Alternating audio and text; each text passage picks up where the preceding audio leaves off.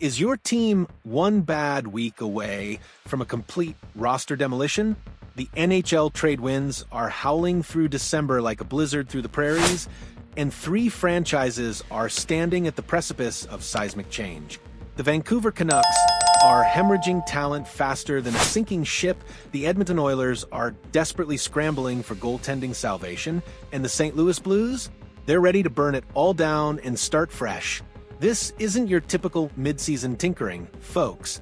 We're talking about franchise-altering decisions that could reshape the Western Conference landscape for years to come. Let's start with the Canucks, shall we?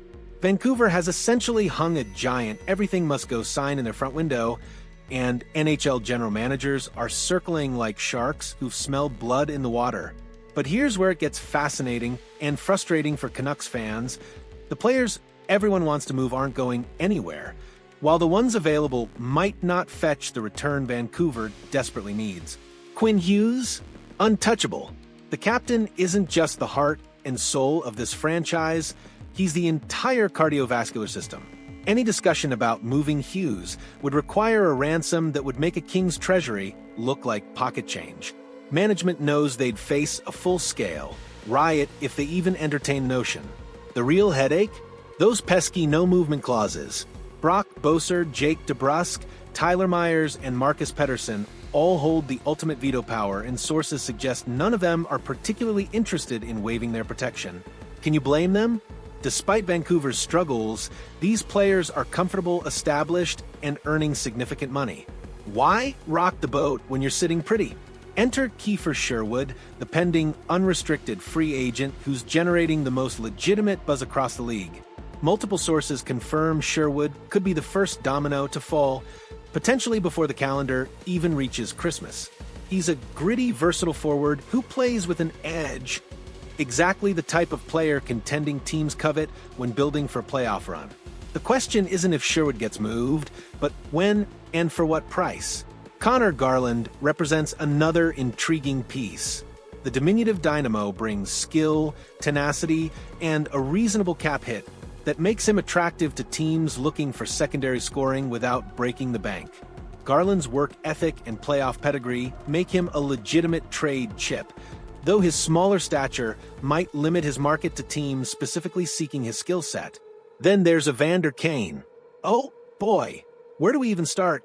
Kane's talent is undeniable. When he's engaged, he's a legitimate power forward who can change games. But here's the brutal truth. Interest has been minimal. Whether it's concerns about his injury history, his contract, or off-ice baggage, teams aren't exactly lining up to acquire Kane's services. Vancouver might be stuck with him unless they're willing to retain significant salary or accept a pittance in return. The Canucks find themselves in hockey purgatory. Not bad enough to fully commit to a rebuild, not good enough to legitimately contend. The next 3 to 4 weeks will be absolutely critical. If Vancouver continues struggling, expect management to become increasingly aggressive.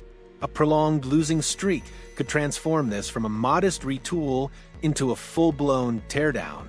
Now let's pivot to the Edmonton Oilers, a team with championship aspirations being held hostage by mediocre goaltending.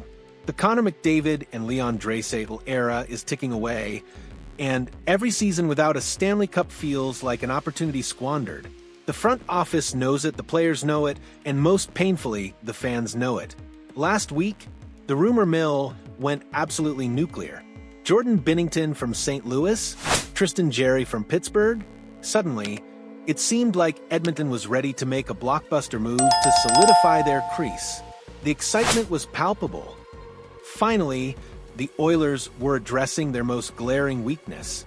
According to insider Elliot Friedman, those rumors were significantly overblown. The big goaltending upgrade Oilers fans have been desperately craving? It might have to wait until the offseason. Let that sink in for a moment. Edmonton, a team with legitimate cup aspirations right now, might have to ride out another season with Stuart Skinner and Calvin Pickard as their net-minding tandem. Is that necessarily a disaster? Not entirely. Skinner has shown flashes of brilliance and possesses the athletic tools to be a quality starter. But consistency remains elusive, and in the playoffs, where goaltending often determines championship outcomes. Can Edmonton truly trust Skinner in a Game 7? The frustration among Oilers faithful is completely understandable. You have arguably the two best defensive players on the planet, a supporting cast that's been carefully assembled, and a defensive core that's improved dramatically. Yet, the goaltending remains a perpetual question mark, like a nagging injury that never fully heals. Here's where things get interesting: the Juuse Saros speculation. If Edmonton can't land a significant upgrade now, all roads might lead to Nashville's elite netminder this summer. Saros represents everything the Oilers need: consistency, playoff experience, the ability to steal games, and a competitive fire that matches Edmonton's championship ambitions. But acquiring Saros won't come cheap. The Predators will demand a king's ransom, likely including multiple first-round picks, top prospects, and possibly a roster player. The question becomes, can Edmonton afford to wait? Every season that passes without a championship is another year of McDavid and Draisaitl's prime being wasted. The window of opportunity doesn't stay open forever, and the Oilers management knows the clock is ticking louder with each passing game. Meanwhile, Jordan Binnington in St. Louis is undoubtedly hearing all the noise. When your name is plastered across trade rumors for weeks, it's impossible to ignore. How does that affect his performance? His relationship with the Blues organization? His willingness to waive his no-movement clause if the right opportunity emerges? The goaltending market is notoriously complicated. Unlike skaters, goalies are voodoo, unpredictable, temperamental, and often impossible to accurately evaluate until they're actually in your system. Edmonton's hesitation might be rooted in this reality. Making a desperate move for the wrong goaltender could be worse than standing pat. Finally, we arrive in St. Louis, where general manager Doug Armstrong is reportedly ready to blow everything up. And when we say everything, we mean everything. The Blues have stumbled out of the gate once again, and Armstrong's patience has officially run out. This isn't a GM looking to make minor adjustments or tweak the roster around the edges. This is a hockey executive ready to fundamentally reshape his franchise, consequences be damned. Armstrong's reputation precedes him. He's a wheeler dealer who isn't afraid to make bold, franchise-altering moves. He built a Stanley Cup champion in 2019, but that core has aged, the window has closed, and now it's time for painful decisions. Jordan Binnington? Available. Braden Schenn? On the block. Justin Falk? Could be moved. Jordan Kyrou? Even the young, talented forward isn't considered untouchable. When your general manager is willing to entertain offers on virtually everyone, you know the situation is dire. The Blues find themselves in a familiar predicament, stuck in the dreaded middle ground. They're not bad enough to secure premium draft picks, but not good enough to legitimately compete for a championship. It's the worst possible position for an NHL franchise, and Armstrong recognizes that continuing down this path leads nowhere productive. Here's what makes Armstrong particularly dangerous. He's not going to wait around hoping things magically improve.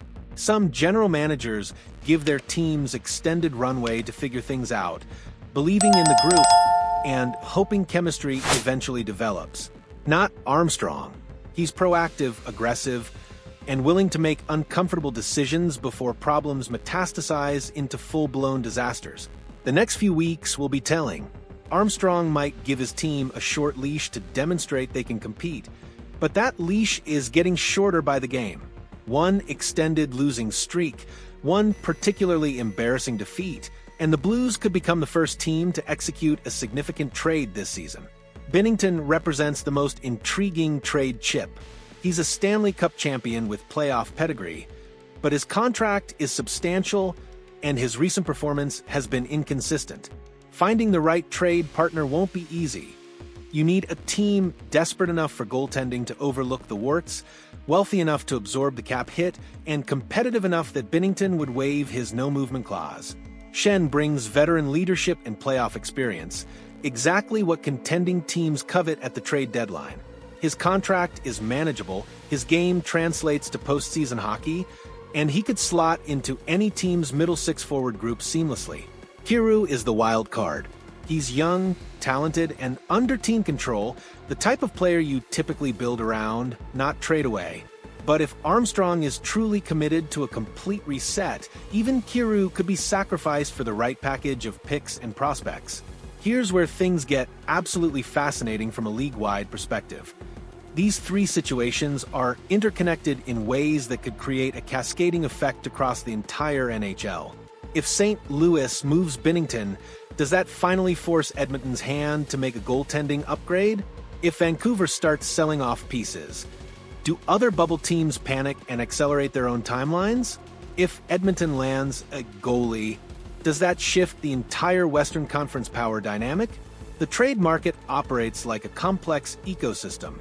One significant move can trigger a chain reaction that reshapes multiple franchises simultaneously. General managers are watching each other carefully, waiting to see who blinks first, who shows their cards, and who's willing to pay premium prices. December is typically when the trade market starts percolating, with activity accelerating toward the March deadline. But this year feels different. The urgency is palpable, the stakes are higher, and multiple teams seem ready to make significant moves now rather than waiting. For fans, this is simultaneously thrilling and terrifying. Thrilling because major trades inject excitement and unpredictability into the season.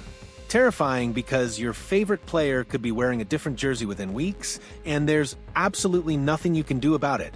The NHL trade market is about to explode, and these three franchises are sitting on powder kegs. Vancouver needs to decide whether they're retooling or rebuilding. Edmonton must determine if they can truly compete with their current goaltending. St. Louis is ready to tear it all down and start fresh. The next 30 to 60 days will be absolutely critical. Expect fireworks, expect surprises, and expect your favorite team's roster to potentially look dramatically different by the time spring arrives. One thing is certain, December 2025 is going to be one hell of a ride. What do you think happens first? Does Vancouver pull the trigger on Sherwood? Does Armstrong shock everyone with a blockbuster? Will Edmonton finally land their goalie? Drop your predictions in the comments below and smash that like button. This trade season is just getting started, and you won't want to miss a single development.